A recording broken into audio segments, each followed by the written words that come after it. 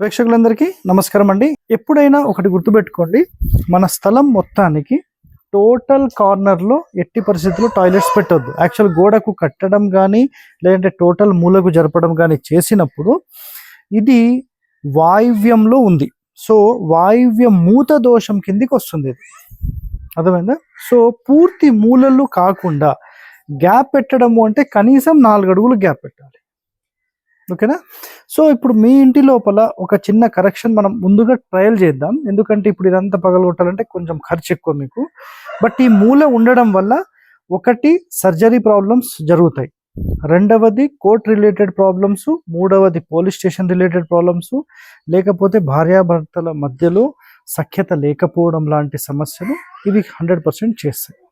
ఓకేనా? Disturbance, mental disturbance ఇవి కామన్గా ఉంటాయి. ఫైనాన్షియల్ కూడా కంపల్సరీ. సో మీ యొక్క ఇల్లు అనేది టోటల్ స్థలంలో ఒక కార్నర్లో పెట్టేశారు. సో పక్కన ఇక్కడ కానీ అక్కడ కానీ ఎవరు లేరు కాబట్టి అది ఇష్యూ లేదు. ఇప్పుడు మనం మీ దానికి ఏం చేద్దామంటే, ఈ గోడ కనెక్ట్ అయింది కదా, కనెక్ట్ అయిన దాన్ని కటర్ మిషన్స్ దొరుకుతాయి.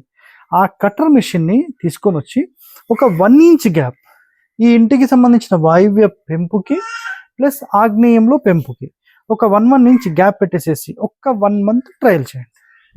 ఈ ట్రయల్లో మీకు 100% రిజల్ట్ వచ్చేస్తుంది. రాలేదనుకోండి, అప్పుడు ఈ టాయిలెట్ తీసేసి ఒక 4 అడుగులు వదిలేసేసి ఇటు పక్క పెట్టేసుకోవాలి. ఆ పోల్ ఉంది కదా, పోల్ నుంచి ఇటు పక్క టాయిలెట్ పెట్టండి. ఉండొచ్చు, పర్లేదు, ఉండొచ్చు. సెప్టిక్ ట్యాంక్ వల్ల ఇబ్బంది లేదు. ఇంకా నీకు స్థలం ఉంటే బయట పడేసాయి. ఇప్పుడు ఇది పే చేయాలంటే పెద్ద పని, ఇది సింపుల్ పని. అర్థమైందా?